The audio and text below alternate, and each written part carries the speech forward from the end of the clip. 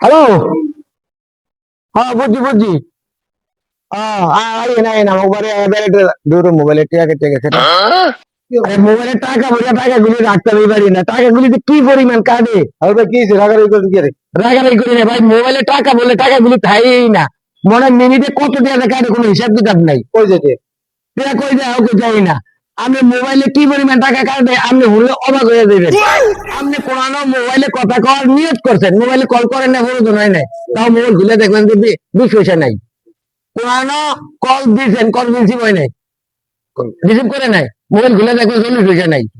কোরআন call দিয়েছেন, কোন রকম টিপ খাইয়া মোবাইল রিসিভ হয়ে গেছে, খুলে দেখবেন 1 টাকা নাই। 10 সেকেন্ড কথা কইছেন, খুলে দেখবেন 1.5 টাকা নাই। কোরআন কল দিয়েছেন, 30 সেকেন্ড কথা কইছেন, খুলে দেখবেন 2.5 টাকা নাই। 1 মিনিট পুরা কথা কইছেন, 3.5 টাকা নাই। 1 মিনিট 1 সেকেন্ড কথা কইছেন, পুরা 4 টাকা নাই। এই মিলে মোবাইলে টাকাগুলি কাটে ভাই।